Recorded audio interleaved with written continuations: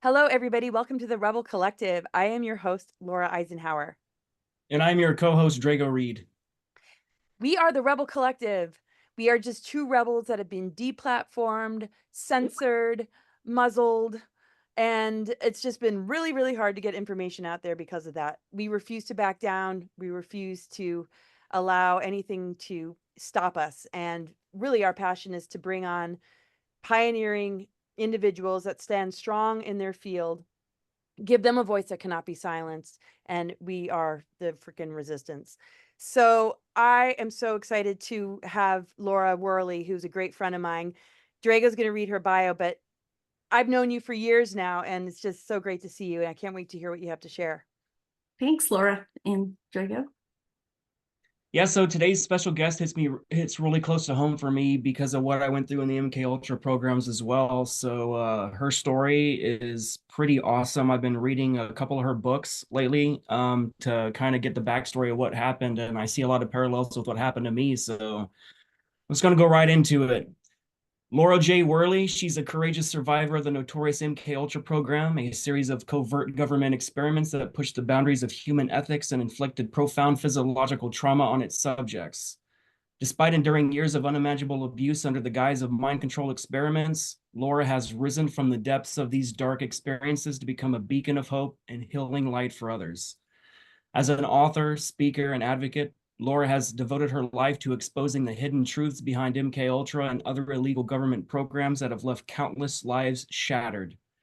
She shares her personal story with unflinching honesty, bringing to light the horrific realities of trauma-based mind control programs and the lingering effects it has on survivors. Through her work, Laura not only aims to raise awareness about the dangers of these covert operations, but also to empower those who've had suffered similar fates. She offers a path to healing, drawing from her own journey of recovery to guide others in reclaiming their lives and breaking free from the chains of their past. Laura's unwavering determination to seek truth and justice, coupled with her compassionate approach to helping others, has made her a respected figure in the survivor community. She stands as a testament to the resilience of the human spirit, proving that even in the face of the darkest circumstances, it's possible to find light, purpose, and strength to overcome all life's travesties. So welcome to the show, Laura. Thanks for having me, you guys. I'm looking forward to getting to know you. I don't know you at all, so we'll get to know each other a little bit here. Yeah, when Laura actually mentioned that she would want to have you as a guest, I was really excited because I figured out what your backstory was, and like we don't have a lot of people that are actually helping heal survivors. And the information I'm seeing in your books, it's like next level stuff. And I'm a QHHT practitioner, and I actually specialize in people in the program. So like, I would love to kind of integrate your work and just heal people in ways that I never even seen coming, because your individual experience and what you bring to the table, like it's all unique. It's not copied from anything else on a lot of the other programming manuals. So it's realms that really excite me. So after all you've been through in this incredible journey of healing and advocacy that you've taken with the MK Ultra stuff, what was the moment or experience that first gave you the courage to start sharing your story publicly? Probably because I have this warrior spirit and I get very upset with the cabal stuff. So really, I started going public in 21. So because my book was published in 21. And I just knew that I've known for many, many years I would write a book. I did not know I would write 3. And I did not know the consequences of writing a couple of these books. So anyway, people do not like what I'm writing, apparently. So we get attacked quite a bit. Yeah. Man, just the targeted individual kind of subject is a very expansive kind of subject, and I wanted to get into that later. What kind of targeting are you coming across now with after publishing these 2 books and this last part 2, which is more of a deprogramming manual? Right. That's when really the attacks really started, and it is with high level groomed. They're basically, I call them very high groomed survivors. And a lot of what I'm talking about, mainly with my experience, was I started having a flood of mothers of darkness come in. after I did this book too. Well, that didn't go well with their Mothers of Darkness of the 13, if you know who they are, and all the ones above them. I had every single group come after me at every level because they did not want me helping the survivor, and because of the information I put out.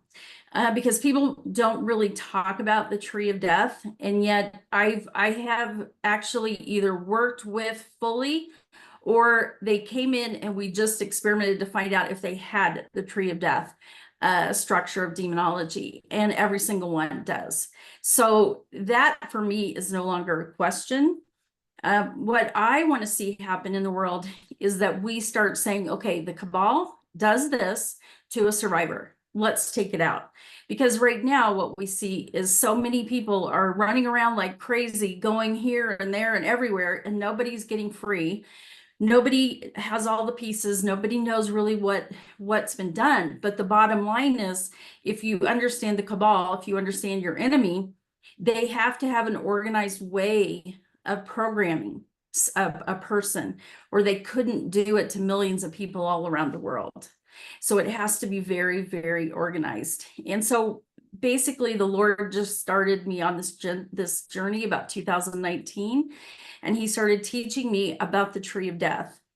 And obviously I had that in me as well. And he was teaching me, and he was also bringing up what was already in me.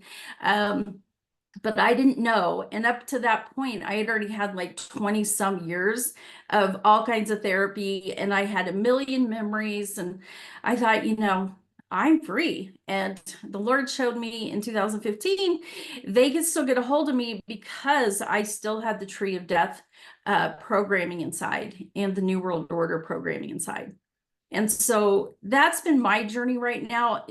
I'm very motivated to help people understand what's inside, because if they don't, they can't keep getting to be accessed.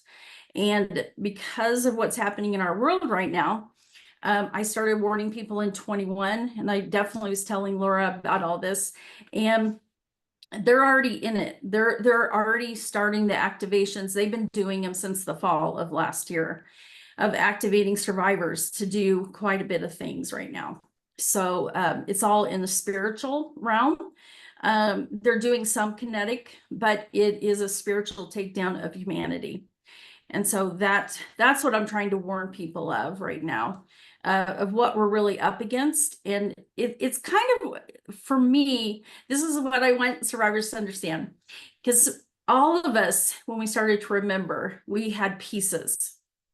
And we had pieces here, we had pieces there, but usually you don't have the full understanding of what they've done. But if you could say, this is the template of the cabal, of mind control programming, that how they organized this structure of demonology, and they put this structure in the survivor, and we knew exactly what they did, how they did it, then all of us come together and take it out, instead of all of us running around like crazy, going here and there and getting nowhere and not getting free. And so that's kind of what I'm trying to help. I'll tell you honestly, this last book, most everything that I've written in there is what I learned by working with the Mothers of Darkness and very high level groomed people that are in the cult. And when I say the cult, you guys already know: Freemasons, the Illuminati, the Druids, Knights of Templar, fertility cults. They all kind of work together, and they all believe in the same thing. So it doesn't matter if you say, I came from a Freemason family or I came from a fertility cult family, they're still putting in the same template. Okay, because it is the belief system of what they all believe. And that's where I think we miss. And I did too, for my whole basically life of healing, is I didn't understand what they were really doing, because all of us get focused on like Disney, programming, or the front programming. But if we're going to remember anything, they're okay with that. If we remember that stuff, because they know it's not going to get us anywhere, that we will not get free. And so when the Lord started showing me and working with people too, so there's like two in my own experience. So I have like 3 frames of reference. What I'm talking about is their true programming is spiritual. The kingdom of Lucifer is what's put in each of us. And the reason why they are so successful is because they layer the demons in, the fallen angels, into their programming. At each layer, there's very high level demons attached as they do this programming. And so that is why a lot of survivors cannot get free, even if they have the memories. It's because of the fallen angels still have a legal right to them. So my hope is that we can understand that we can get free and we can get rid of the legal rights of demons. But you know what? I spent like 20 years in trying to get help. I had no idea I had a zillion fallen angels attached to me. I had no idea because nobody ever taught me that. So now, unfortunately, working with so many survivors, I have to cast out demons all day when I'm working with them because they have so many, you know, as we're removing the programming, you have to remove the demons as well. So And I don't know if I just said too much. oh no, you can say anything here too.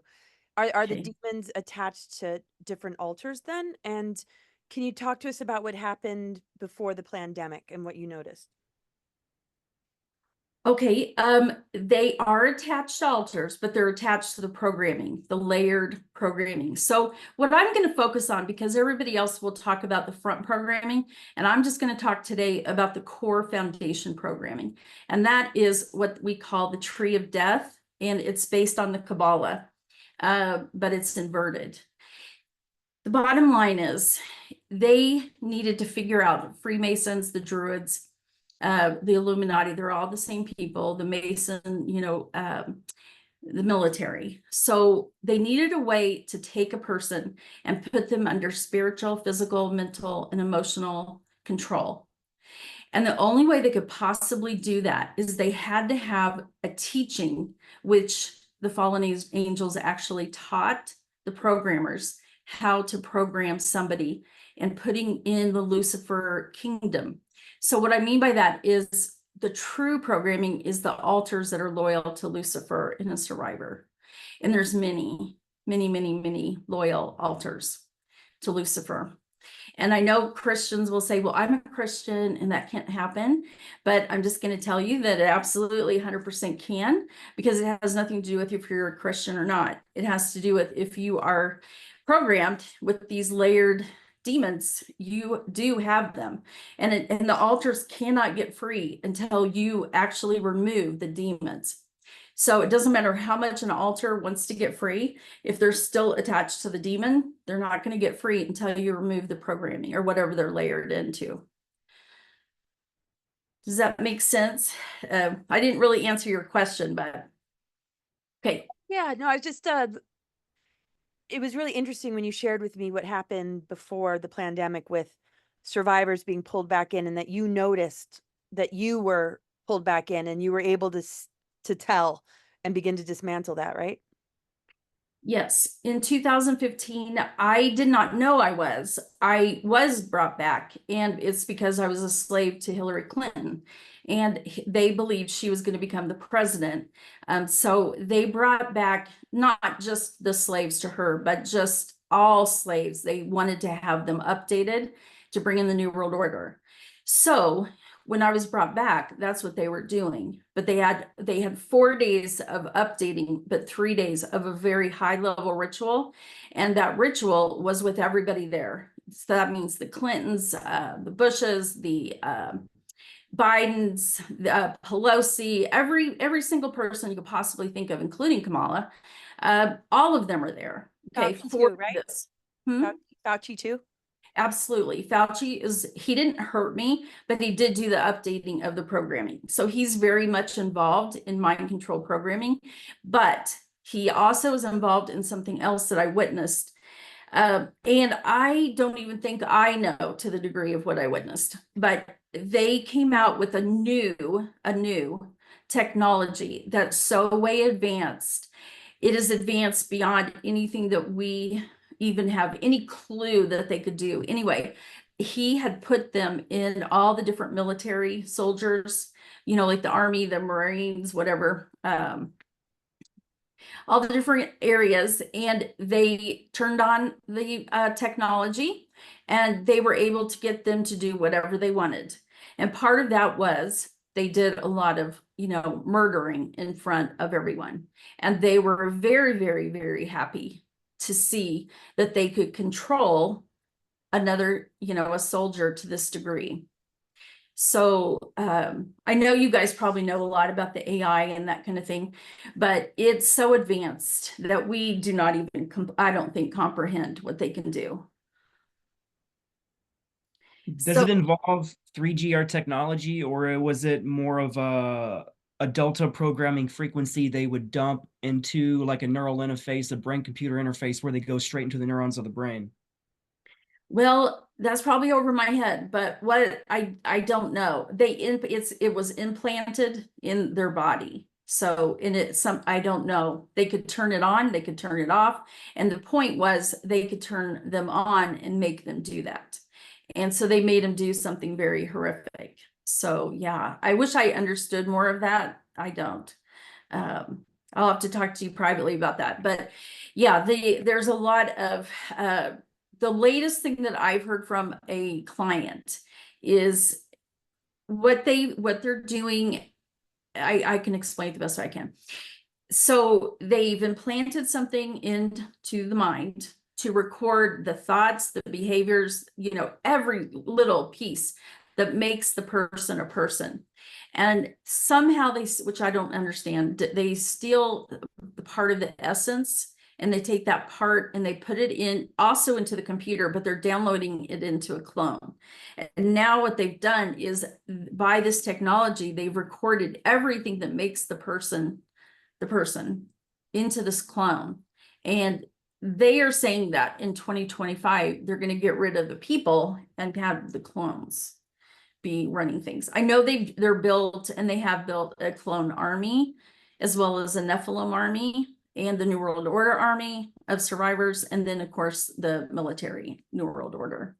So there's like 4 or 5 different armies that they have ready to go. But that technology is very scary. I wish I had more understanding about all of that, but that's not where my expertise lies. So Why 2025? I have no idea. My guess is they have something big planned. I think they've already done something they've never done before in history. And that is the activation of high level, we'll just say mothers of darkness because it's easier.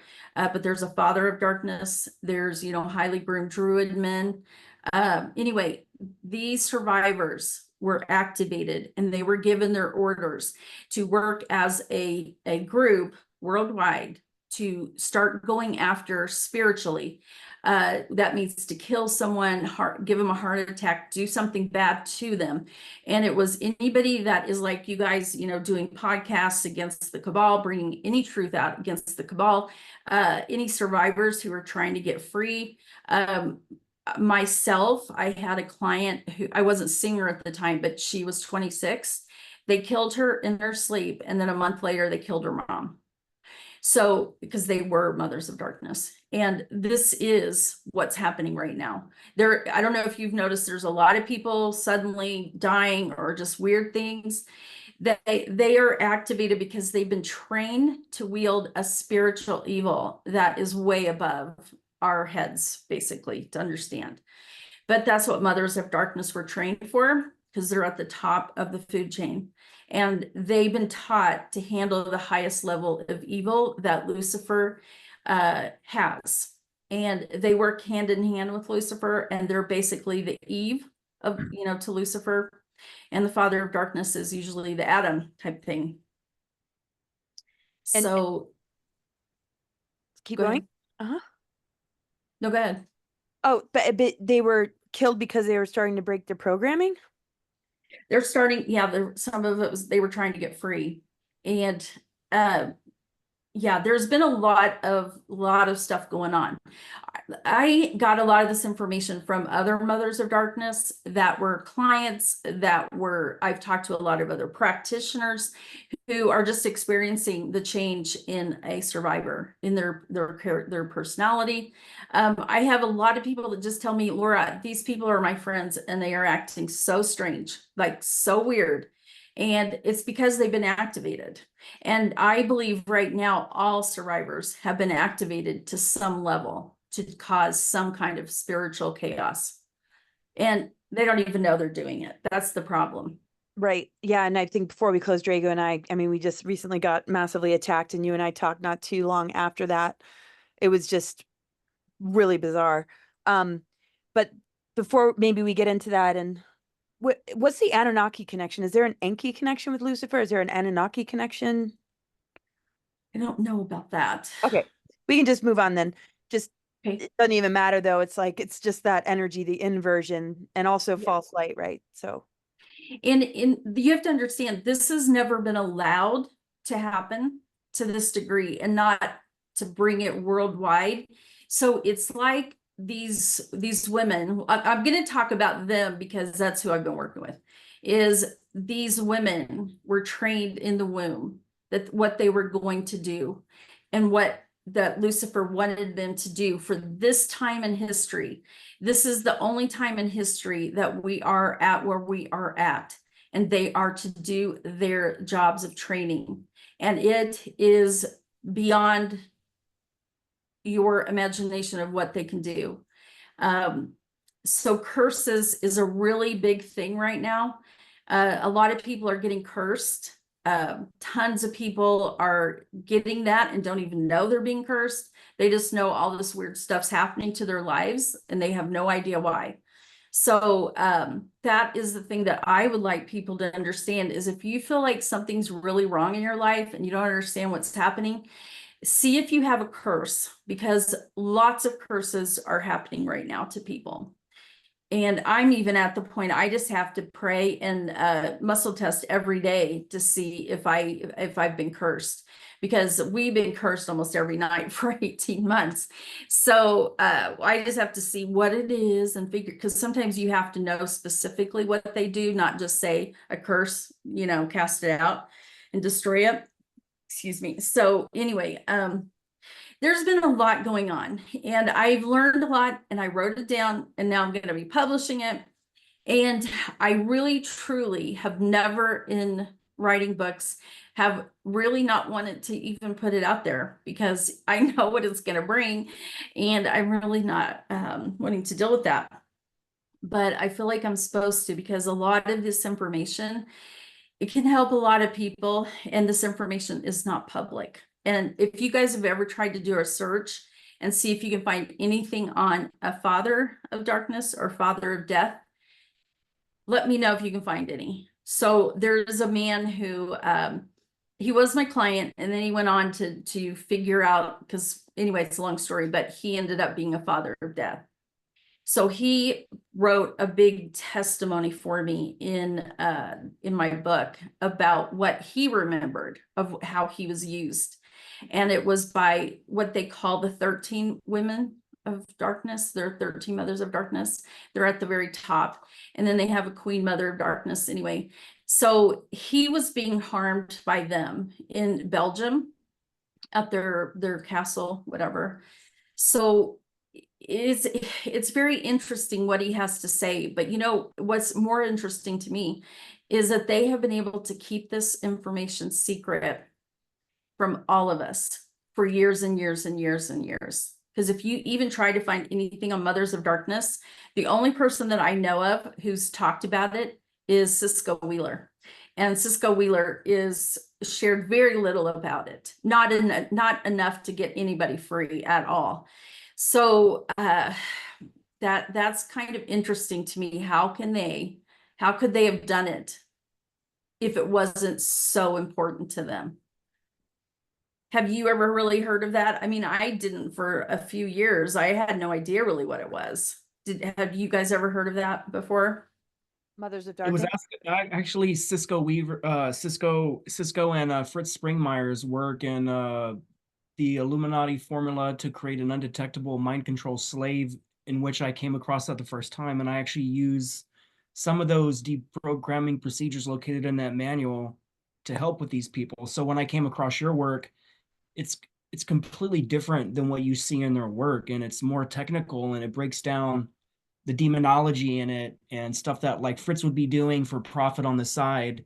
He's not physically putting in the book. Like the procedures that he's physically using, he's keeping it separate. So that's kind of refreshing to hear.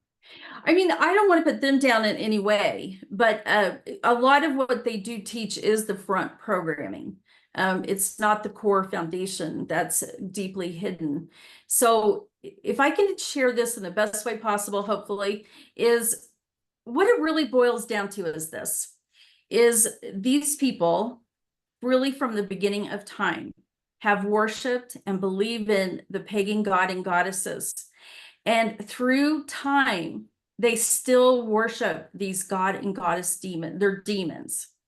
And so what they have learned to do by instruction from these god and goddess demons is how to put together this, basically, I'm just calling it a structure of demonology.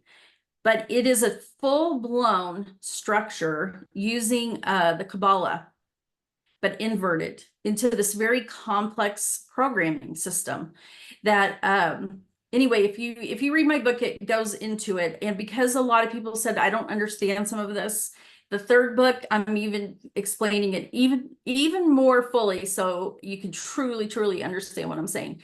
Because the removal process, you have to do it in order, and you have to be very careful, because if you will do it in order, like I'm showing, the person will not be re-traumatized, and you will not be pulling stuff out so if somebody wants to kill themselves or any of that. I have some techniques that are very simple with alarm systems if they go off. So for me, alarm systems as a professional does not have to be a big problem, because I have ways that you can handle that.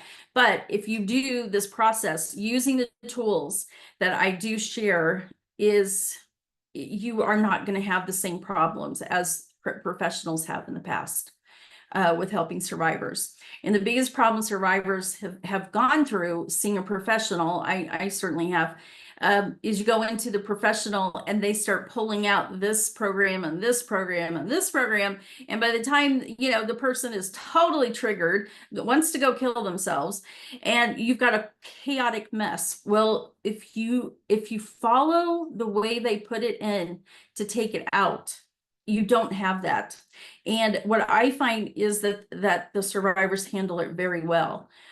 Because see, we're dealing with the programming, and then we're removing the demons, the fallen angels.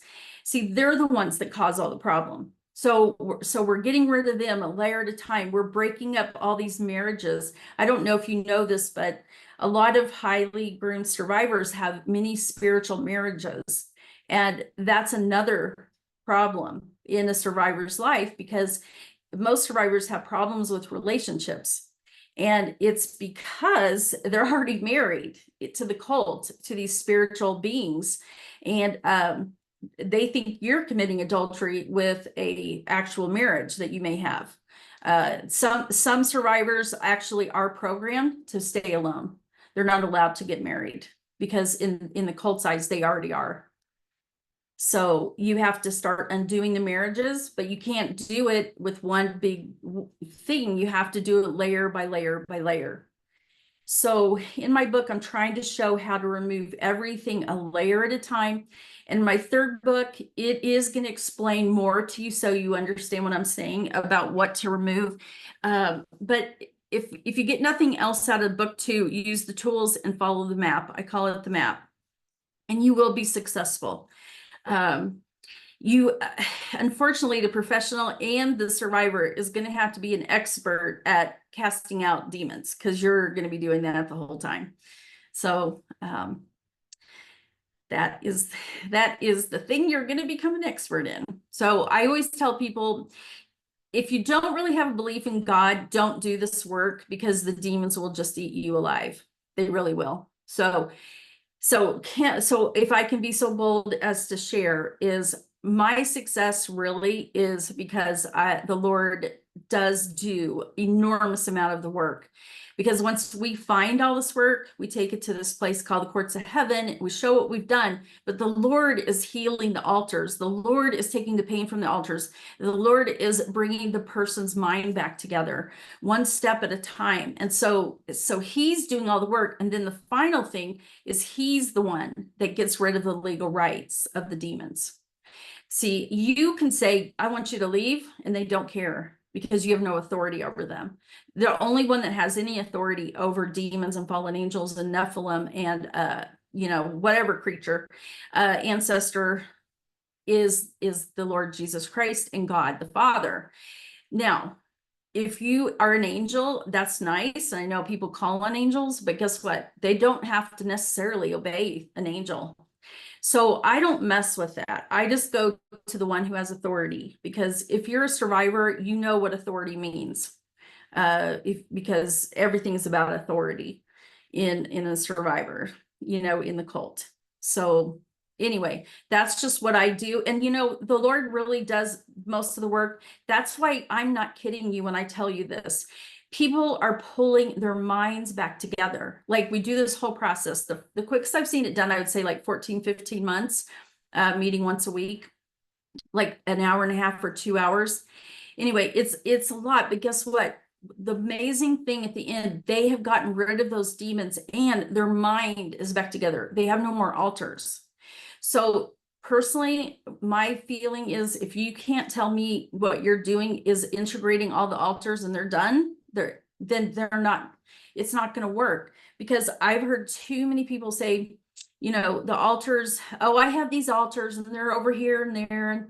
But you have to understand, if you have altars and you're telling publicly you have altars, you are going to be accessed, or you can be accessed by the cult. And I know that's a terrible thing to say, but I feel like I can say it because of what happened to me. So I'm a very good example of 20 years therapy, knew a million different things, did a million different ways of healing, worked with a survivor, and worked with a man who was a specialist for survivors. And we did all front programming. We removed all the front programming. I couldn't say all, but it didn't do anything. It didn't do absolutely nothing. So when they were ready to come after me, they had access. So that's why I'm trying to help all survivors understand what we're up against so we can start winning. Because I'm more about let's win. It's amazing. Yeah, go ahead and I can finish. No, I was just saying that's amazing. Go ahead, Drago. I was just thinking, like, there's extreme penalties for integrating altars in some of these assets. Let's take Penny Bradley, for example. Are you familiar with Penny Bradley? I don't think so. She's a class of, I think, 64 with the CIA, and she was abducted, I think, at 6 years old by the Air Force and put into the secret space program. And she's now in her late 60s. I think she's around 68, 69 this year. And she went through a process of integrating a lot of these altars, but the issue is they found out and they showed up and they basically broke her shoulder. The NSA came specifically. I don't know why the NSA, because typically it's the CIA, but like the NSA is the one who activated her. I think it was in like April of 2016 or something like that. But they came in and told her if she ever integrates another altar, they'll do worse than breaking her shoulder next time, because these altars are owned by the Illuminati and the programs, and they have a lot of time and investment in those altars. And Right. taking an altar out of rotation, that can be really bad for that person. I'm not saying the integration part, I'm saying that the retaliation against the asset. Well, this is the key, is that's exactly right what you just said. It is exactly right what's been happening. But this process, it doesn't allow that to take place, because you are taking out a layer at a time these programs at each core age. So let's say, I don't know how old you are, but let's just say it was 26. So there's these core ages, they're called the stars of Satan. And these are the core events that have all of this programming. So what happens is when you start removing the programming in layers and the demons in layers, the altars pull themselves together at a specific time. Even if they're a mother of darkness, even though they'll wait till the very, very end, we've been going to each specific event. We've been removing all of the programming, all the marriages, all this at each age group. So when we go down and we remove the tree, we call it, it's like there's 7 trees and 4 worlds. Hopefully that doesn't mess everybody up, but it's called, basically, it's the tree of death structure. So we're removing it in the way that they put in the template. So they had to have an organized way to program someone. So what we're doing is we're taking that organized template. It's like we got the copy from them and we're okay, now we're going to take it out. So you start at the age that you are now and you work your way down into the womb. So top down. That's what I was thinking. Top down? Yeah. Yeah. So basically what happens is that's why it makes it impossible for what they're doing, because you're doing this in such a way that their altars can't be reprogrammed, because we're taking everything out and pulling the mind together as a whole.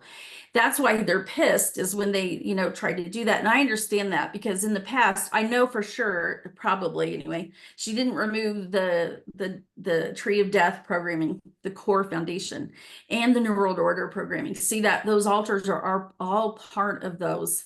And then the Water World Kingdom. So those are the big things that they use. Most survivors are going to be used for the New World Order. So since they were a little child, they were programmed to have the New World Order programming. And so every survivor is a soldier. They have many soldiers in them. You'll have like 13 core and then hundreds of altars behind them. 13 core, you mean 13 cubed? These are the core altars, the kind of like the leaders. So basically, if you want to understand some of the things I'm saying, you could study Amanda Byes as well. What they found is that if you will, and that's what the Lord said to me too, is if you work with the core altars, because see, a survivor literally is going to have thousands of altars. So if you tried to heal all of those altars, you're never going to get done. And you're never going to get done of the millions of programs that have been put in. You're never going to do that. But if you focus on the core altars and the core programming, it's like pulling the tree out by its roots, right?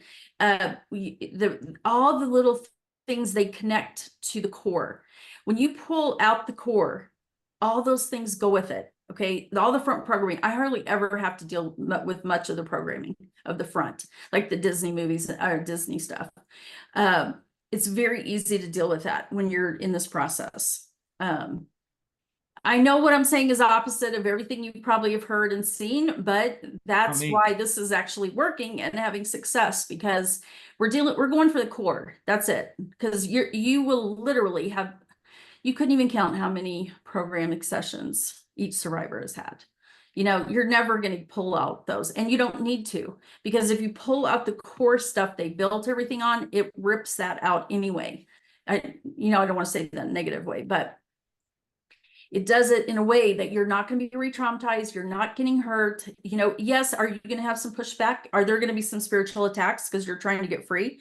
Absolutely. But you are going to know how to deal with that, because yes, they are going to anyone say they're not going to try to stop you would be foolish. But you have to just keep going. Like when I see a survivor into my office, I know for a fact they're probably going to be taken back. But I just keep working with them, because at a point they can't continue to do it. But in the beginning, they probably are going to be taken back, but they're going to be taken back no matter what. Hypnosis? Through hypnosis? Through hypnosis, or yeah, how are you actually taking them back to figure out all these structures and how they're actually embedded? I absolutely do not use hypnosis, and I don't need to, because the subconscious mind of the person will tell me everything I need by a simple, you can look at my book, it's called The First Thought Technique. By simply asking a question, it's in my, I think, book 2. The subconscious will tell you everything you need by 2 simple techniques. And most of the survivors come in, they say, I only have a few memories, so I don't really know. But with the tools that I'm using and their intuition, it helps them to start remembering, and it's not hypnosis in any way, shape, or form. And we work together hand in hand using these tools. These tools are incredibly important to do because they work hand in hand together. And the survivor will help me and I will help them. And we use body code, and, tapping is just to kind of help with emotions. Like Dr. Bradley Nelson, that tapping code. For body code, yeah. But I use it a different way than he does. But with these little things, the survivor and the professional are working hand in hand together to get through each layer, because you have to understand, if you take out one layer, okay, you just got rid of one layer, you're a little bit lighter. Okay, let's take out 2 layers. Okay, you're feeling lighter, you're feeling better. So that's what we're trying to do. We're helping these altars that some of them have been there since the womb. So you're not going to get them free until you get back into the womb. And those are usually going to be your very high level. If you're mother or father of darkness, you could be very highly groomed for something else. But anyway. That's what happened to you. You were tortured in vitro. Oh yeah, every survivor is. You're always, they start the programming in the womb. That's absolutely done. So, and I can't count how many I've worked with, but that you have to understand what they're trying to do. They've got to use this window to make the brain, the spirit, everything change. And so they do start it in the womb. And unfortunately, it'll probably blow your mind, but they do start it at conception. They split the mind the first time at conception. And they do that by downloading a lot of iniquity of Hitler and ancestors. Anyway, there's the first split is to make the mind in 2 at conception. And then there's going to be a couple more splits. And anyway, I don't want to get into too much because it's pretty heavy. But basically, if you've heard of Apollyon and Nimrod and Michael of the fallen angels, they have a very big role from the very beginning attached to these core parts that were created. And we have to work with them. See, I'll just give you an example. I had worked with a woman who was a mother of darkness. And we were doing, I think it was the 39-year-old ritual. And what we had to find out was what happened. But one of the biggest things that was there for her was that the god and goddess demons, fallen angels, all the names that we know, like Isis and Astarte and Baal, and anyway, what the people do with these rituals is they're calling these god or goddesses for what they represent, because they represent something, and it's a power. So there, in this particular ritual, they had called and summoned 13 of these, and they all downloaded a very specific, very evil to this woman as part of the core event ritual that takes place, so that she could earn her 3rd star to Satan. So anyway, that's just one example of what we have to remove. We have to remove what these demons downloaded into the survivor. And we have to make sure that we remove not only the evil, but they have to be removed from them as well. But there's a lot of, as each core event takes place in a survivor's life, it's a 7-day event. And they are downloaded with each core event. Let's say it's 39, and then you go to 26. And then anyway, at each event, the higher and the older you get, the more evil they download to you that you're supposed to hold on to. Like, you're supposed to be able to wield it, use it. And so that's what we're removing. We're removing heavy shit, basically, at these rituals. That's why a person can truly get free, because we're not dealing with, I don't even focus on it unless we're directed to a Disney or any of that. I don't focus on that. I focus on the core stuff, which is these dang demons and what they downloaded, what they taught. What did this person have to do to get these this reward? And unfortunately, what I learned to say when I do this process is we just have to understand what's a ritual and what a survivor goes through, and it's not fun, but every single survivor does it and goes through it, is that a ritual, there will be sacrifice. There will be all the things that there'll be murder, there's going to be incest, there's going to be sex, there's orgies, there's all these things that happen every single time. And so God showed me that we don't have to always go into all those little pieces. We can just say it as general, because I just call it the template of the ritual, because every ritual does the same thing. But the thing that we have to help the survivor understand is, what did you do at that ritual? And it's usually very bad, because the person has to be freed from what their part in it unfortunately was, because that's how they keep a hold of you, is they make you feel horrible that you did a certain thing. But you have to understand, your alters did that because they've been trained to do that. And if you didn't do that, you would be dead. And I believe a survivor does need to have some responsibility, but I also believe that they are under mind control, and God forgives that. But we still need to release them, because see, that little action, even if they're under mind control, does give permission for the demon to hold on to that person, because he did it. Because see, they hold on to sins, basically. So we have to release that in this work. We have to release the actions that were, that the survivor did. And I know sometimes it's hard, but I try to just help them understand that, every single person goes through this. It's not just you. And, you wouldn't be in my office if you wanted to be like them. So, anybody that reaches out for help, they're not like them unless they are just a spy. But most people that come in for help, they aren't like a cult. They are not, their heart is not a cult member, but they have altars that are loyal. And so that's what we're trying to do, is we're just trying to heal the altars and help them understand that they don't have to be loyal to Lucifer anymore. So that's kind of the process in this.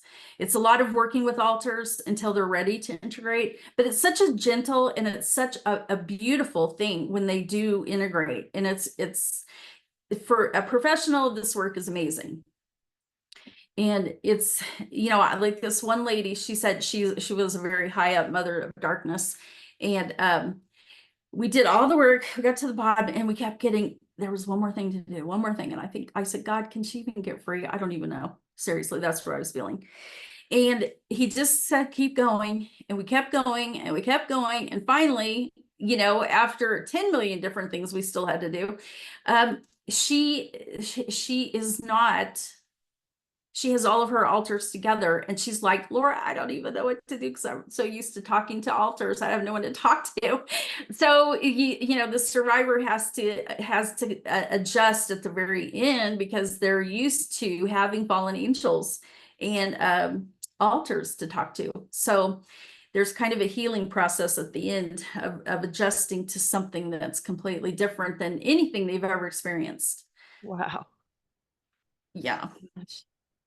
So where do you see things going? I mean, with so many that you're helping, how much is being dismantled that you're seeing, and where do you see all this like going with activated armies and some of this breaking down? And what do you think their kind of next wave is of assaults coming through altars and some kind of psyops or false flag?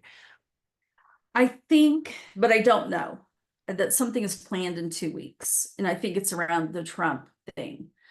I don't know if they're going to do a low level activation, but if they ever get to what they want, which is a martial law, that is when the survivors will be activated to do kinetic things, physical things. I think it is coming. I do. I still think God will somehow step in, or somehow will stop it. But you know what? You can't stop something you don't even know is inside of you. So my first thought is, we just need to pray that everyone can wake up, that God will do something to wake their minds up. Because so many people don't even know they're survivors. And see, if they don't know, then they can be used. So that's my biggest hope, is because if you know you're a survivor, even if you don't know anything else, you just know that, you can at least fight back of them trying to take over your mind. They're going to, Laura. They've already started. The New World Order, my trying to tell people about it is here. It is here. It's the only time in history. They cannot let it go. This is their opening. So they are going to activate people. They are activating them at different levels. But yeah, they're going to use people right now. They're survivors. They have to bring in their New World Order. So I think something big is still going to happen, personally. Right. And a lot of this is like right under our nose. I mean, this is teachers, cops, doctor, right? Yep. Unfortunately, it's everyone, as you know. That's how they created the world that they want. I still feel like we're going to win over them. I don't know how it's going to take place, but that's why I just kept saying, if we could just pray, everybody start praying that we can wake up, that people that don't know can wake up, and that something will take place where they cannot be activated. Because some of the activations are going to take place with true frequencies and the weapons. They've already been doing a little bit of that. To what purpose, I'm not really sure, but they're already using the DARPA weapons. Because somebody told me on Saturday, I believe it was, that they were attacked very heavily with the DARPA weapon. And then the night before, anyway, there was 3 days, and each day they were made to feel something different. And then sometimes people have said they have a huge different out of control feelings of anger, and then it'll go to something else, and then it goes something else, and they're totally effing with them. I mean, that's what they're doing with their emotions. That's why if I had the ability and the money, I would take out all of their energy weapons. Because if you took their energy weapons away and their money, millions of people would be free. Because survivors are the ones they kind of pick, to do the weaponry on. I know they can do it to everybody. Have you guys heard about that? Do what to everybody? Have you heard of them just doing the weapons on everyone? I mean, isn't like the 5G considered? I mean, like, or like, yeah, I've heard like specific targeting, like they could literally blast that at anybody, right? What do you know, Drago? Typically what they've been using a lot is they've been using directed energy weapons. Laura J. I've never interviewed I've never had two Lauras on one show before, so that's funny. What I'm hearing a lot in the programs is it's coming a lot through the Wi-Fi. So Laura J, you had mentioned a lot of it's coming from Schreiber Air Force Base, which is actually a German base, if you think about it. The etymology of who he was is German. And a lot of that is going through the Air Force and DARPA, and they're sending it through the Wi-Fi. So what a lot of the SSP people are telling me is when you're sleeping at night, turn off your Wi-Fi. Because what they do is they direct it through satellites, through Lockheed Martin satellites, and then it actually tasks through different cell phone towers, and basically like a local cell phone tower would hit my Wi-Fi. And then the Wi-Fi wave, they found out with Nikola Tesla that they can, ever since they introduced computers, they found out that they can 3D map everything with Wi-Fi, including targeting you. So wow. your Wi-Fi system in your house is acting like a 3D imaging system. That's why they can see through your walls. They can see a lot of these times when these cops come in they come to find asset seizure. You'll see that they cut out certain parts of the wall out of nowhere. And there's no known technology that these police are using, but they're finding exact parts in walls where people are keeping valuables and evidence and all this other stuff. They're doing it through Wi-Fi technology. So you can 3D map everything. And that's what they do. That's what they're doing. So when they use your Wi-Fi, it actually piggybacks off your own electrical field, the EMF frequency of your body, because all electronics puts off an EMF field, including your smart electronics. So that's why you're hearing a lot about the weaponization of smart electronics, because they're further mapping everything, kind of like the Chinese DJI drones that we use in America. All these fancy drones we use, they're all made in China. And what they're doing is all the footage is being recorded. kind of like the Tesla vehicles, all the electric Tesla vehicles and the self-driving ones, they have four-way cameras. They're mapping everything. So what they're doing is not only they're mapping the entire planet, they're mapping the human mind. And they're using regular technology that we think is safe, but if you think about it, your body's 99.9% empty, made of particles. So all these waves go through the human body. So when they want to send a programming signature, a certain hertz to make you depressed or to make you angry, it's coming through the cell phone tower directly through your Wi-Fi system. So what I decided to do recently, since all the text coming out about the Wi-Fi stuff, I'm going to start turning off my Wi-Fi at nighttime. Yeah, I'll Period. try that too. Yeah, for sure. You know See what? what happens. Develop a baseline. Well, we moved into, we did not know a smart house.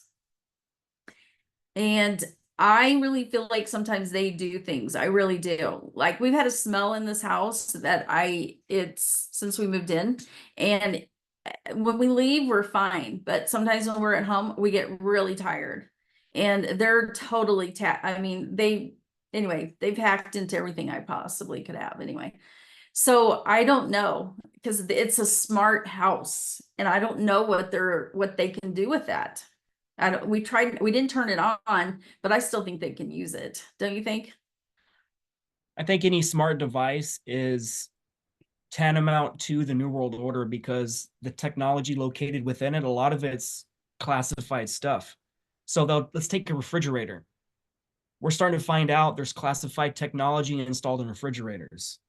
And it has to do with military code hopping technologies, accessing frequencies that are located within the human body. And it makes you think, why the heck are all these frequency-based technologies in our smart devices? And they say, oh, well, it's for your refrigerator. It can detect if you're low on milk. Oh, brother. How can the refrigerator detect it? It's because it's 3D mapping the entire area, and an AI classifies your milk by 3D scanning it.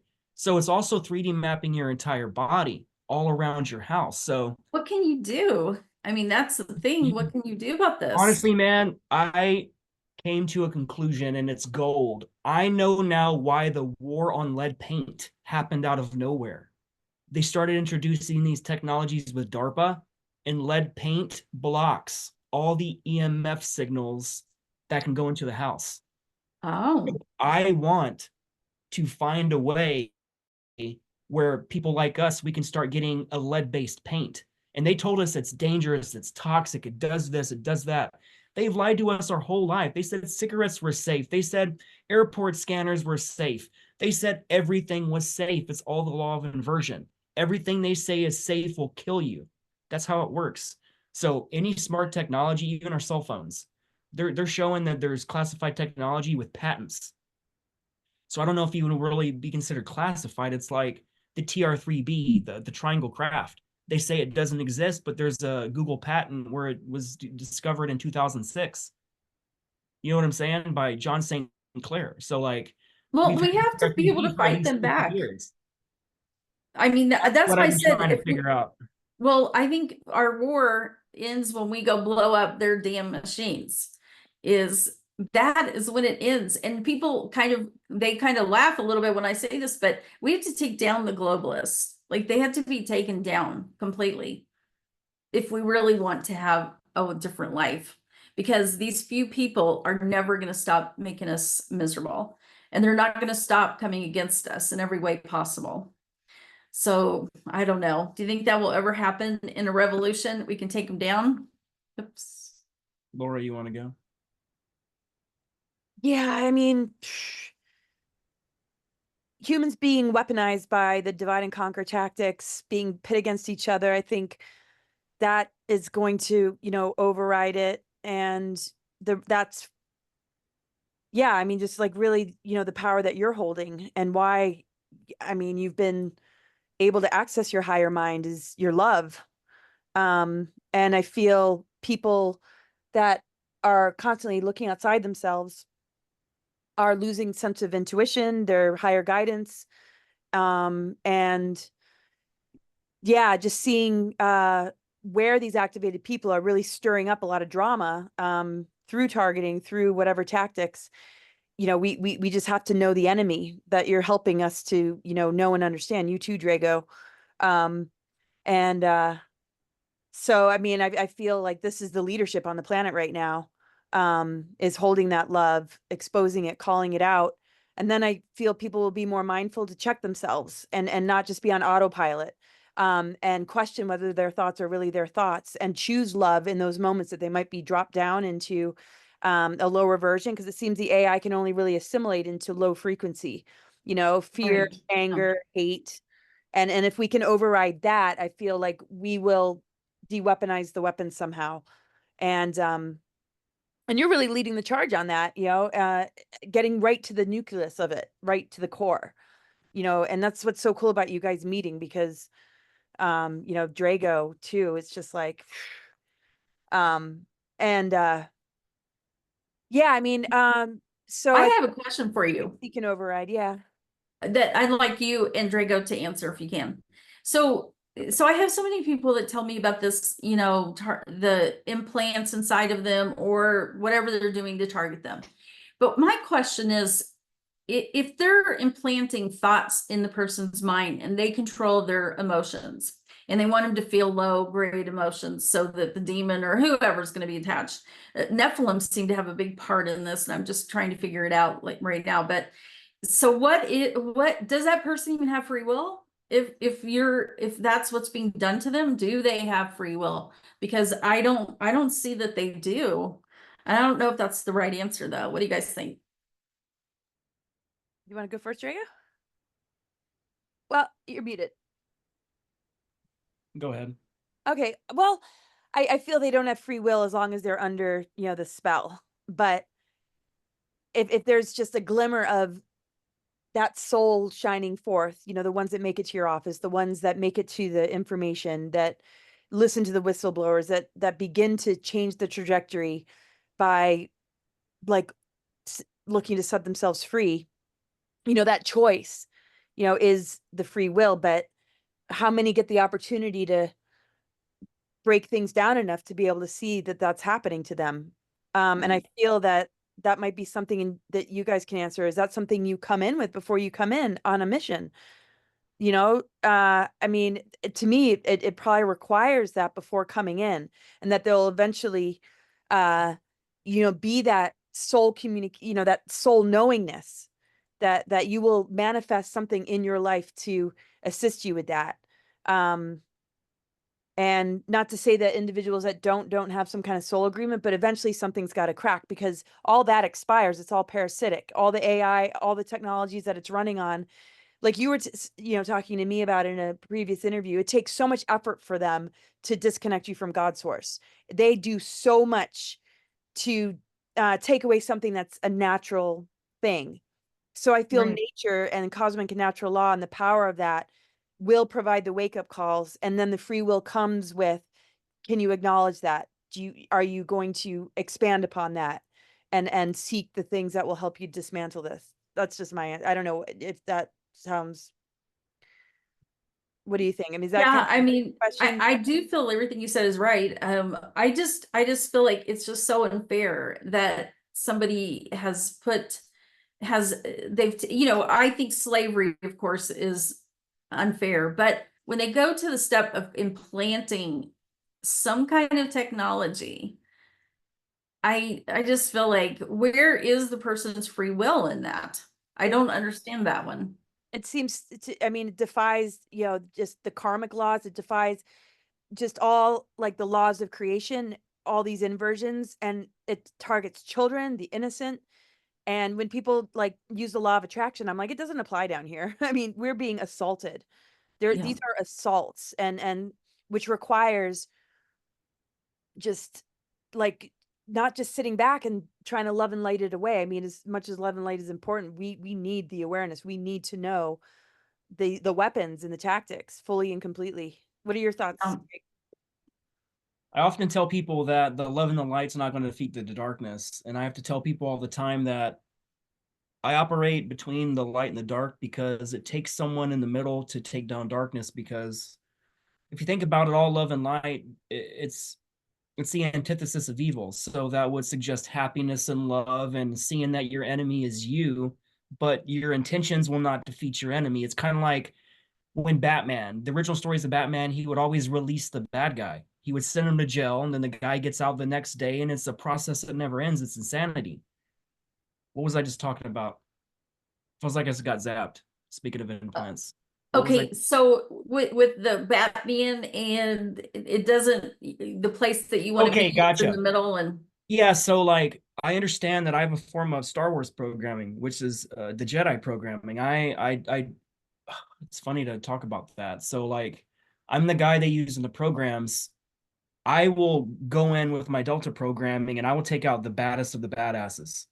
And you have to use darkness to kill darkness because unless you're using psionic powers with love, meaning that instead of you wanting to kill your enemy, you force them to evolution, meaning that you're forcing them to evolve to come out into the heart chakra, and if they refuse, then you send them back to source. So you're technically not healing them, you're only transmuting them. A lot of people don't have that power. So unfortunately, to fight evil, you've got to use evil to take out darkness. And in 2005, I had a motorcycle crash. And that's when I really woke up to a lot of my programming and the entire altar system, because I've known my whole life I was in the programs. And I've been threatened my whole life about talking, and I never was really going to talk about it. But when I was 25, I had a motorcycle crash, and I got a lot of brain damage from it. It damaged all kinds of lobes of my brain, and started awakening everything, and it started blocking certain programs. So like I'm an anomaly in the programming stuff, but it still gives them access to my implants. Like all the I'm friends with a lot of famous remote viewers, and they're remote viewing me right now, not at this moment, but for projects. And me and Yemi Janae of the Farside Institute, we're going to be starting some big projects together that we're going to be announcing in the future. But they're seeing that they're targeting these implants, and they're not just physical implants, they're etheric implants, like in the astral body. Like they can tag you before you enter the human body. It's just like when they're torturing you in vitro in the womb, they already knew you were going to be there. They already pre-identified you through the generational stuff Mhm. and through entering the physical world. And that's what they did to me. I was pre-identified, and they gave me an etheric implant in my back left. And when I was born, I had a hole in my back on day one, all the way to my bone. And it was pus and everything, and it rejected. And I had two surgeries by a year and a half, like surgeries on a child. But like I realized a lot of the torture stuff, that was part of it. And the physical pain from that has never left me. I've been suffering that for about to be 45. So like for 45 straight years, I have felt the impact of some of these technologies. And through the remote viewing, all the remote viewers are saying the same stuff. They're located in the exact same spots everyone else is talking about. So like the it's a lot of it's activated through Wi-Fi as well. So like the V2K stuff, voice to skull technology. We were talking about how a lot of it's coming through satellites off the cell phone tower into your Wi-Fi. Now they can just use Wi-Fi, your own Wi-Fi, to use that signal and bounce it off different locations and come to your house through your own Wi-Fi. So it's all weaponized. So like, Yeah, so cruel. Well, do you feel like you have real implants too? oh, I have real physical implants. But the thing is, when you tell people about it, they want to go get an X-ray. You have to understand they use non-metallic metamaterials that do not show up on X-rays. If radiologists started doing X-rays, even in the training when they go to school for that, all that would be showed. You would see physical implants in people's body, and people would ask questions. So the problem is, a lot of these implants, they could be physically located with a megaphone. Go get a megaphone, you turn the volume up, and you put the part on that you speak through, and you hit the trigger, and you just run it up your body, run it up your head, and it'll tell you exactly where your implant is. And it gets really loud. It's kind of like a homing device. That's what a lot of people are doing now, and that stuff really works. It's crazy how a megaphone can detect implants, because the implant is putting off a base frequency that's an ultra low frequency, an ELF wave. so that humans don't, we can't hear ELF. We hear a lot of high frequency stuff, like when they send the signals in my head, either coming from the left side or the right side or both sides. Those are 3 different programming codes. So people don't understand. They're like, I'm hearing audible tones. No one's doing a baseline of, is it coming in the left ear? How do you feel directly after that? Is it coming in the right ear? What is it producing? If it's simultaneous, I realize it's targeting. Have you figured that out? Like, Well, I figured out some of it using a baseline of around 10 other experiencers in the programs. It was Laura, me, and a bunch of people that was at the Full Disclosure Now conference in July. It was in July over in St. Pete over here in Florida. And we were all hit simultaneously. And I started spitting up blood and I almost oh passed my out in front gosh. of everybody. I'm spitting up blood in my mouth, all over my hands. And I took photos of it. I have photos of it. I'm just spitting up blood. Penny Bradley was sitting directly next to me. It hit her too. She was feeling it, and whatever they were hitting us with, they wouldn't turn it off. I was It wasn't like there. Uh-huh. yeah, everybody was feeling it. Oh Matthew my gosh. Mornian just got hit. He's another podcast host. He got hit really bad during a live interview he did. And what they did to him, it was a little bit more extreme than what they did to me. But it almost made me pass out. I am strong mentally and physically. And it's hard to make me pass out. Like the way they programmed me with Delta, I don't go to fatigue. Like I have no energy, but like my body is like a damn robot where it won't stop. It'll, once I start doing tasks, it doesn't stop. I can do it for 15 hours a day, sit down for 3 to 4 minutes, get back up like a machine. Wow. But like they're hitting everybody a lot right now, and it's Yeah. not in the mind, it's becoming physical now. Why People do are you think getting that legions, is? burns. I mean, what do you think? Why are they doing it right now? I've asked that in QHHT sessions, and they said that the amount of experiencers that's in our group is dangerous because that amount of minds and the people we're involved with, the people me and Laura know and all our group, are some of the most powerful people in the programs. And our higher self is leading us to meet in certain time and spaces at events, and we're activating each other's memories.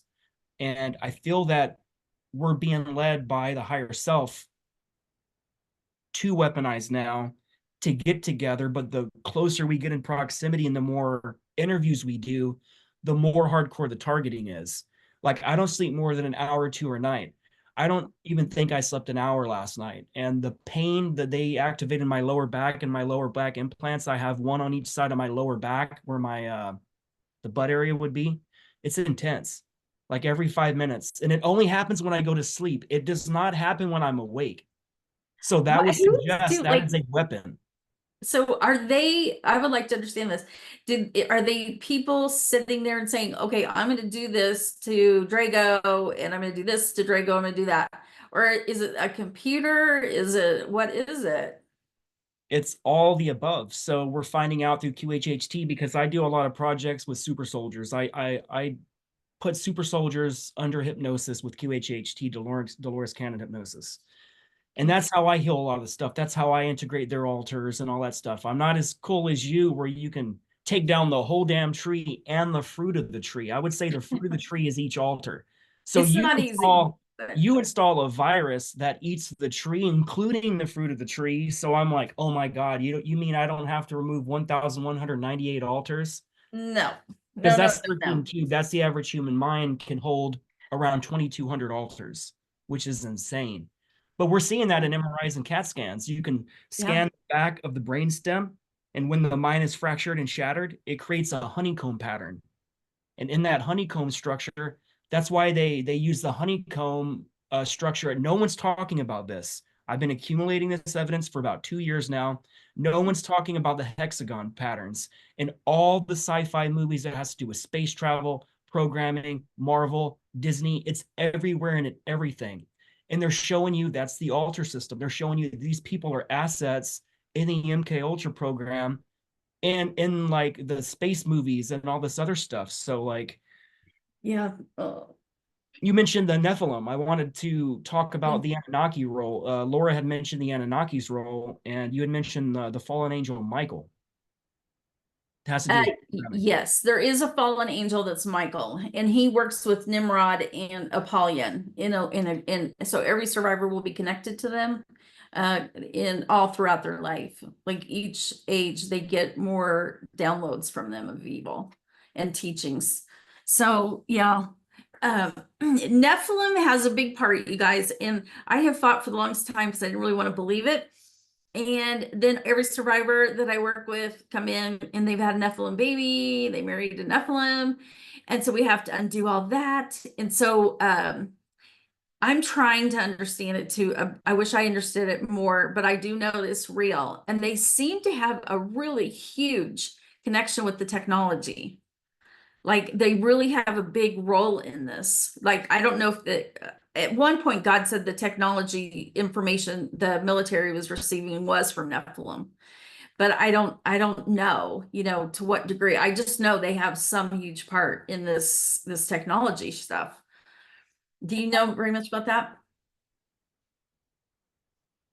Go ahead, Laura. Oh, no. I mean, Nephilim were the ones that were wiped out in the flood that came back. And that would have been, it seems like that would have been Enki's race and then the flood initiated by Enlil. I just wanted to share that. I'm not sure, not everybody sees that in the same way, but I don't want to lose that question that you just asked, but how do you know if you had a Nephilim baby? Because we find them at the rituals. The first one they'll have is at 13. It's a woman. The other thing is that they'll be made to have several babies as well. So every survivor has babies for the sacrifice, because there's no way the cult could have enough babies unless every woman that's a survivor was not made to have them. So unfortunately, I also had, several. I don't go into how many, but a lot. And Nephilim baby is part of it. And that's the hardest part for me, because what it is it's calling like a sex with, Nephilim is half human and a half demon. So half fallen angel. So they're half and half. They do not have a soul, so they cannot be saved. So you can't try to save them or anything. But it's very difficult because I'm going to tell you guys something that may be a little hard to hear, but these women, so they're made to marry. Okay, so 13, they have a Nephilim baby. The Nephilim grows very quickly, and they don't have to be giants anymore. They just look like us now. And they marry the Nephilim that was their son at 26. They've had other Nephilim babies.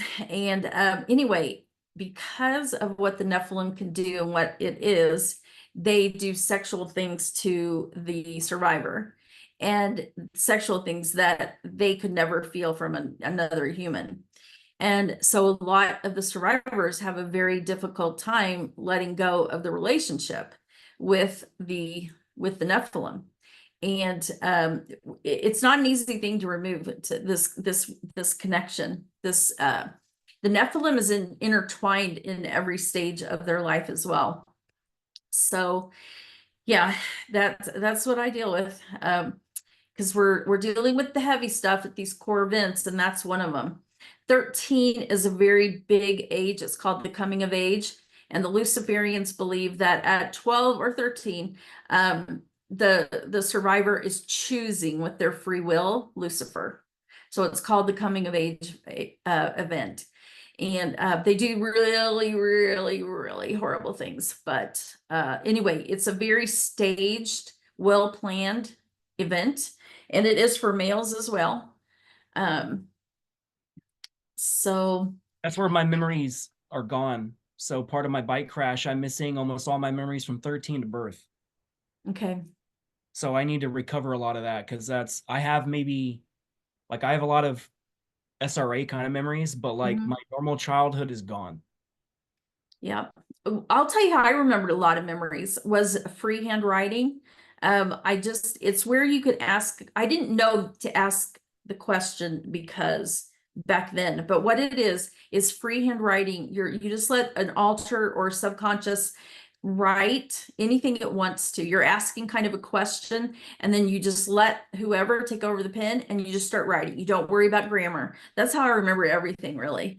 And yet the question that you can get your subconscious to answer you is because. So you can say, I don't remember my childhood from 0 to 12 because, and then just let the pen take over. Your logic mind is not a part of it. And you let your subconscious or an alter talk and write, and you don't worry about thinking about it. Just see what comes up. It's pretty good at helping remember suppressed stuff. Is that the process you use to ask questions, to contact the subconscious to get these answers? And I do. That is one thing I do, is because it's not the freehand writing, but if I were like working with you or something, I could say, okay, just tell me the first thought. The first thought that comes to your mind. You don't remember your childhood because. What's the first thought that came to your mind? it's blank. They won't Is let it me blank? access it. They won't let me access it. I've Okay. tried. Usually if I keep going, you'll say something. So, okay, you don't remember 5 years old because first thought. So the first thought is the subconscious answering within the first 2 to 3 seconds. If you go past that, it's your logic mind. And so it won't be a first thought anymore. Very interesting. Yeah, the subconscious will answer you. The first thought, it will be honest. And then after 2 or 3 seconds, your logic mind comes in and says, no, that's not true. Because your logic side, doesn't have that information. But because your subconscious is the recorder of everything you've experienced, we have to work with it. But even though they try to hide it and cover it, I know you still have it. I do not believe they can completely take it from you. That's just my own belief system. I know they can cover it really well and they can do a mind wipe and that kind of thing, but I still think it's there. So that's just my 100% own agree. opinion. 100%. What was that? No, I say I agree 100%. Like a lot of people that think they can clear themselves without doing these kind of mechanism procedures like she's talking about, like I don't think it's possible, because unless you dismantle the template, you can't just magically say a couple words and it's all undone. It's just not how it works. Like I've been dealing with these survivors for 5 or 6 years straight. And like it is a very convoluted universe getting into that realm, as Dolores Cannon would say. I will tell you this. It is not the easiest job in the world to work with survivors, but it can be very rewarding. Um, at this moment in time, I'm not saying the rewarding part as much because almost every single person coming in attacks me. But anyway, that is, so I've had to really, I'm only seeing like 3 or 4 people right now that's in, trying to finish this book. But anyway, I don't know what's going to happen about that because I've kind of spilled the beans. And so when I find out they have a highly groomed, like a mother of darkness, the mother of darkness does not like that altar. And so she will either try to attack or she'll try to make sure the person quits, So that is the most unfortunate part. That's why I feel like God wants me to do this against really me wanting to, is because up to this point, and I'm going to say this only because of what I've been shown working with, I would say it's at least over 20 mothers of darkness just in the last year and a half. I do not think mothers of darkness have ever really been free, ever, because of what God has shown me they have to do to get free. I don't think they have been free. I don't think they even knew a clue of what they have to do to get free and what's been done to them. And that's why, if it were up to me, I would literally I'm giving my book to my editor right now. Okay, if it were up to me, I would probably wait another 6 months and just try to really work this out more. But I feel like I'm just supposed to just put it out there because it's more information than anyone does have. And the information I'm putting there can get a mother of darkness free. But it is going to be difficult because they have so much programming of the high fallen angels. So Yeah, that the higher you up you are, the more deeply embedded that programming is, and it goes more to the extreme because a lot of the people under those positions, they get a more of the lower end programming. So you want your soldiers and your commanders and your lieutenants, you want to have them the most programmed, period, where what they do, they feel utter joy in torturing people. And they Yeah. never question the idea of breaking free because that's the core personality. That's the joy. That's the inversion of love. Like they feel love in pain. They feel love in torture, love, and it's all pain reversal. So like who's gonna really question something like that at some of these highest levels? Like, you know what I'm saying? Right. And that's why I don't, you know, there is, at least what I found with Mothers of Darkness, there is a part, she does enjoy that power, you know, because they've been hurt so badly that to have that power, you know, over somebody else, and they don't, sometimes don't want to give that up, that power, you know, and that's why a lot of them don't want to get free, they don't get free. But I think God is doing something, because there's no way, has this ever happened before, at least to my knowledge, that a bunch of people are coming in for help that are Mothers of Darkness. Like that just doesn't happen. And I think something's breaking down that's never broken down in this area before. Wow. And I don't know about the men, because I've only met one man that is a father of darkness or death, but there's just as many of them as the women. And But the role, oh, didn't mean to cut you off. Go ahead. go ahead. The role of the mother of darkness or father in ritual, is that similar to like Arizona Wilder when they talk about like the mother goddess or the grand dames that we hear about in Hollywood, or those connected? Yeah, she does consider herself a goddess. So she's been taught she is a goddess. She's connected to what they call the Queen of Heaven, who is actually in the Bible. You can find the Queen of Heaven. It was a fertility goddess. It's not Mother Mary. And anyway, so yeah, they do believe they are a goddess, and they do have a lot of powers given to them directly from Lucifer. So they are Lucifer's right-hand man, and they are at the top of the food chain in the cult. So the Queen, Mothers of Darkness, yes, the Grand Dame.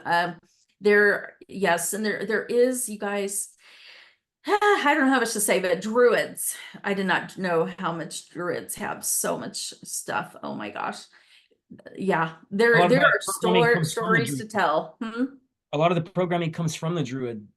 Yeah, yeah, absolutely. And they have such, it is my belief system that the Druids have a strong connection to every survivor, not just the highly groomed. I thought it was just the highly groomed. I think they're connected very strongly to all of them. Anybody that I've given this prayer to read about the Druids, and Amanda buys, she has a prayer. It's called updated information about Druids. It's like 60, 80 pages. But with every single person I've given, even if they were not a survivor to their knowledge, has a big shift reading this thing about Druids. In Because her book, she actually has a website on canaanministries.org. It's Amanda Buys, Buys.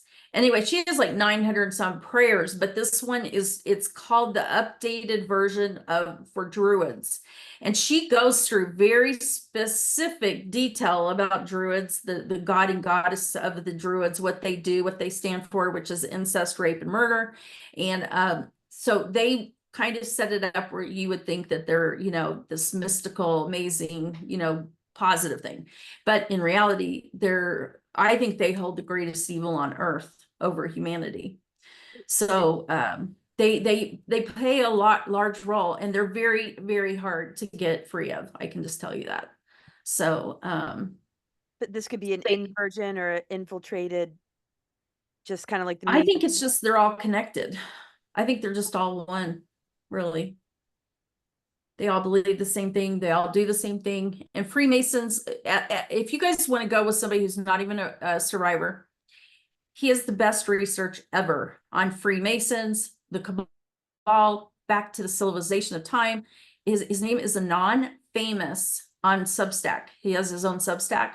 I would go read everything he has. He has so much great information. But Amanda Bice has a lot of information on Druids that I don't think very many people have or even are aware of. And when you come to the understanding of who the Druids are, but anyway, this guy says Druids and the Freemasons are hand in hand together. There's not one without the other. And Kabbalah is completely tied into it. So yeah, that's what we're dealing with. I someday I will, I think I did share some stuff in my book, but we had a really couple horrible experiences about the Druids. Uh, yeah, trying to just get free. It was very, very interesting. So, Gosh, we could just keep talking to you though. I have still so many questions and would love to have you back. I mean, um, is there anything that you haven't asked yet, Drago, that you wanted to ask, or any final thoughts that anything we haven't asked you, Laura, that you want to be sure to share with us? I always have no, 1,000 questions, so I always just stop talking. well, You you got to guys, know when to shut up and end the show. well, thank you for having me on. I really appreciate it. My biggest hope is that we can start working unified together with the knowledge of who they are, who our enemy is, and what they really did and what they're doing, instead of all of us working, by ourselves, really trying to figure this out. And we need to work together to go against our enemy. That's why they're successful, is because they work as one. And we need to learn to work together as for the positive, to go against them. So that's my biggest hope, that we really will do that. So I think we're in a war, and we just gonna have to be warriors right now. And that's what I feel I am, for sure. But sometimes it can be kind of, weigh you down. I know you guys have felt that, I'm sure. And some days you want to say, forget this. I don't want to ever do this again. I don't know. Oh my gosh. Yeah. Well, you're a tremendous warrior. Just mind blowing, all that you've done and the books that you've written and the service that you provide, what you do for survivors and all that you've overcome. It's just incredible. I have one last question, if you don't mind. Sure. How infiltrated do you feel the disclosure community is, as far as influencers, people that are really out there, that you feel that energy signature of an altar or being used to play a particular role in these times, without naming names, of course? I think, well, I personally can tell a survivor anyway. I can just tell, even if they don't know, I can feel it.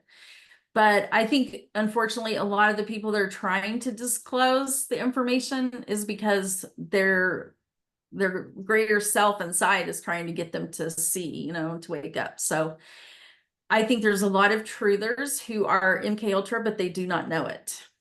And so that may be the problem of if they're doing infiltrating in a negative way, because they may not even know they have altars that would go against doing things. But they certainly are doing things. So I try not to blame them, because I know most people wouldn't do it if they were consciously awake. But we just need to get people consciously awake of what's inside of them. For sure. Oh my gosh. Well, despite all this, I feel positive about the future. If it wasn't Yeah. for the work that you're doing and the awakening of so many. Well, what I'm trying to do, I feel like my calling more so is to tell people what, like, give them tools to heal. That's where I feel my calling is, because I feel like a lot of people are coming out with their story, and that's great. But I feel like my job is to do other things right now. And my biggest joy really is teaching other professionals how to help survivors. And so I've been doing some trainings, and I do love that. That's my greatest love, I think, is teaching. And so my hope is that somehow, some way, so many more professionals will come up and say, I will help in this area, because we need helpers. We don't have enough people helping survivors. Yeah. You're doing this online, teaching other people how to help. Yeah. We just finished level 1. Now we're going into level 2 in about a month. But anyway, we're just going to learn about highly groomed survivors and how to work with them and protect yourself. So Amazing. And you do a podcast every Monday, right? I do a Puzzle Pieces Together podcast. It's live on Mondays at 5 o'clock Mountain Time. You can catch me at laurajworley.com, and then pretty much Laura Worley, Laura J. Worley everywhere. And my new book coming out is Puzzle Pieces Together, Hidden Knowledge. And I would appreciate your prayers so that we don't get attacked afterwards. It's like most people say, "Oh, I'm getting my book out," and I'm like, "Getting my book out." So Here comes the attacks. Yay. I know. So anyway, Gosh. maybe I'll be wrong. Maybe it'll be opposite. We'll see. Like Wow. they say in the comic books, I'm assembling a team. And I would like to bring you into my team. It's a lot of SSP stuff. I know that you have limited information and you're more of an earth-based kind of religious programming stuff, but all the SSP stuff, it's all the same stuff. Mhm. And my team of people is some major players. And I feel that you have to be involved because we don't have anybody like you and what you do. Because we only have people that do QHHT and hypnosis. We need to dismantle the template. And Yes. I was unaware of anybody except for Cisco and Fritz at this moment that's actually contactable. But when Laura mentioned you again and I started seeing who you were, I was freaking stoked. So Well, things, I mean, I don't feel, honestly, I'm not saying this to be saying this. God showed me a lot in a short period of time, and I wrote it down. And I'm sharing it with you guys because I don't see it anywhere publicly. And I don't see anywhere where a mother of darkness can get free or a father of darkness. You know, it's any high groomed person. There, nobody shows you how to get free. And honestly, I mean, this would still bring up a few tears because there were times I just said, God, I have had enough. I can't do this because it was just so bad. I mean, it really was. So anyway, God would not take no for an answer, and they kept sending them, and I just kept learning whether I wanted to or not. So I learned a lot in a very short period of time, and now I'm hoping it'll help mothers of darkness get free and fathers of darkness and whoever else, you know, that has this high grooming, because everyone still has the core foundation. So I just want to make sure you know that. But they also have their own separate programming as well that goes hand in hand with the core. So I'm going to show people how to remove that. thank you for risking your life and doing all this, knowing that that's a possibility and that's a real thing. So, like, what you're doing is very important. And so I commend you for doing that. Thank you so much. Thank you. And You too. You protect- guys are in the same boat. I mean, they go after you guys too. Well, that's what we are. We're the Rebel Collective. We're all the ones they tried to attack, and they basically forced us in a corner. So everybody that was forced in a corner, we're all getting together now and we're biting back. Good. We're gonna stick That's together. what I feel like. I told God, I need a team. Like I need people to support me in this area because you can't do this work alone. You can't. It's just too hard. It really I is. ask for help all the time for people that really can help. I openly ask for help, and you have to be a strong tattooed man and ask for help. That's not something we're used to, and that's who I am now. That's the change I want to be. You know what I'm saying? Openly ask for help. So anybody who can help in any of these realms, man, hit us up and let us know what you can bring to the table. And like I said, let's assemble a team so big and we start fighting these people back. Because if not, we're all toast. And we're the ones that can take them down because we know every secret they have. So, And we have all the abilities. and we have all the abilities. And so that's what I say, turn it back on him. I'm just going to share this one quick little piece. I don't know if it will help at all. So let's say that they've taken a piece of you somehow and they put that essence or whatever you want to call it into a computer, right? And they're downloading this into a clone. Okay, but there's also another piece. You're still in their computer, to what I understand it. And they're going to use you guys for whatever at a specific time. But what if I threw this out? What if all the people they stole part of their essence that's in this computer, whatever it is, instead of when they want you to be turned on to go do the work, what if you guys could communicate through this computer and then turn against them? Do you know what I mean? Like, so energetically, you'd have to be connected in this computer. So what if you all came together, connected, and then turned it against them? So conversations with people that can pull some stuff off like that. So yeah, I mean, doesn't that make sense? Mm-hmm. Yeah, it's kind of like attacking the base of the tree. You want to cut the tree from the root because everything, all of its fruit will never go away unless you literally Monsanto Roundup kill that stuff. Yep. That's what needs to happen. That's what I pray in my greatest prayer, is that they do something and it backfires on them so badly. And that would backfire on them if the people they groom to be their army turn against them. So that's what I'm hoping, that we can figure it out, because you know what, survivors are connected. They are energetically connected worldwide You're without right, any of because this when you stuff. meet another one, you know immediately that they're in their programs, and it's something you can't hide. It's an energetic thing. Like you look someone in the eyes, it's like their body tells you who they are without a physical word. Like you can be in a group of people and you know who the survivors are. Yeah. And there's got to be some kind of 100th monkey to the breaking down the programming that will light up, you know, survivors getting the help that they need. Would you say? Yeah, It's I kind of a think, cosmic law, so that's a really good thing to point out, Laura. So like, yeah, I think we should focus on that, because we are connected, but then they also connected everyone, correct? In this computer, whatever it is. I don't know if it's a supercomputer. I don't know. But anyways, that's what, I don't know how you steal part of an essence of someone, but that's what they've done, correct? I don't know. yeah, it's your consciousness. Like they imagine you're at 100% consciousness when you're born. They can take percentages of your consciousness, put it into that altar, and have that altar separate from you in another clone body 24 hours a day. They don't need to Yeah. just use it in a mission. Part of you is missing. So when you call back that part of your consciousness, when you reintegrate that altar, you're bringing back energy that belongs to you. Therefore, all the memories and all the experiences come back too.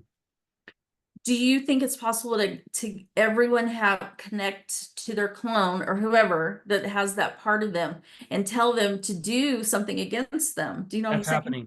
That's actually happening. Okay, I great. don't want to talk too much about it because that's That's going to give fine. away people and methodology. But yes, that's happening. Okay. It's time to take them down. So I'm with you guys. Thank you. It was great to meet you, Oh my Drago. God, Thanks, amazing to meet you. Laura. Much love. Thanks everybody for tuning in to Rebel Collective. We'll see you next time. Rebel Collective. Yeah, what an amazing show. Wow.